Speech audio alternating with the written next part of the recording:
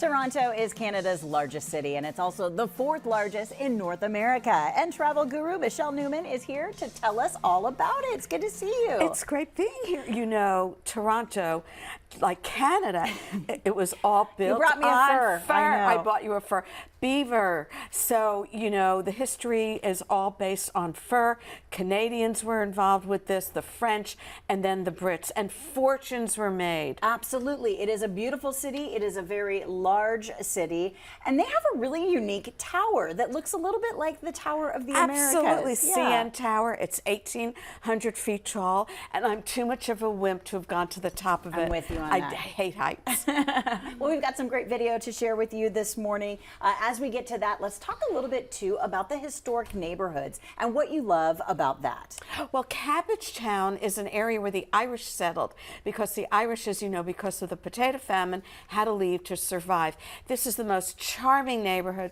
All of these Victorian mansions, these are homes. These were working class homes. It's the most quaint, charming area you can imagine.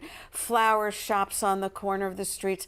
And the Irish used to have gardens in the front of their houses because they were poor working class people. So that's how it got this name Cabbagetown. It's absolutely beautiful. I've been to Victoria, and I know there's beautiful flowers there, and that's what that video reminds me of a little bit.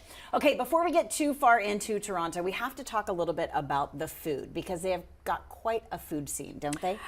Their food scene is astonishing because Toronto is a melting pot. Yeah. It is a cultural mosaic with over 230 different nationalities. You're going to have like the best food in the world. And at the market, you have about 130 vendors, 2 stories, every food you can imagine, fabulous, fresh seafood, pasta, Italian food, Greek food, you name it.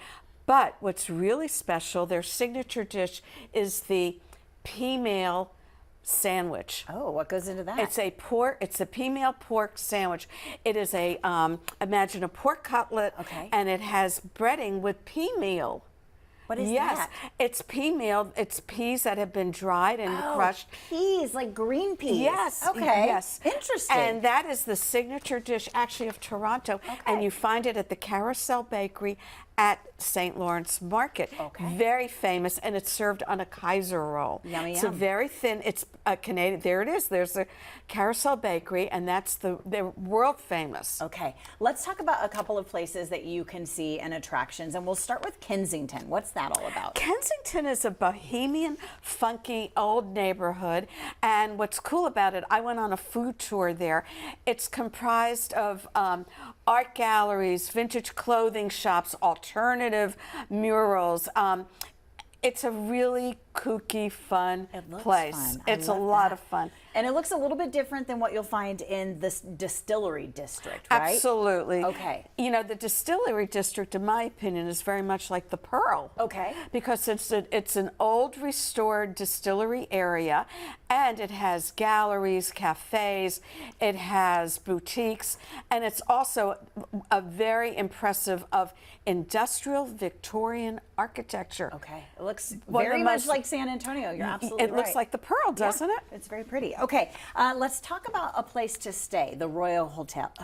Right. I stayed at the Royal York Hotel. It's a Fairmont property, so it's very, very posh. And I felt like, I've stayed there twice actually. I felt like if it's good enough for Queen Elizabeth, it's good enough for me. And there's a whole exhibit that is dedicated to her honor in the hotel. And that's the Gold Lounge upstairs, which is a private club, and it's fabulous food. You can have brunch there. You can have your cocktail hour there, and great views of Toronto. Okay, we can't have a conversation about Canada without mentioning hockey. It's very big. It's a religion. It's a cult. And the Hockey Hall of Fame is located in Toronto. I'm not a sports person, but I have to say I love this. You have all the jerseys of the players. You have their ornate scary masks that they wear for protection. And it's also interactive, so people were giving their hand at hockey, at trying to play hockey. And that is the Grand Hall where they have the Stanley Cup. Oh, did you get to see it? Not only did I saw it, but there, look at that guy, he's trying to play hockey.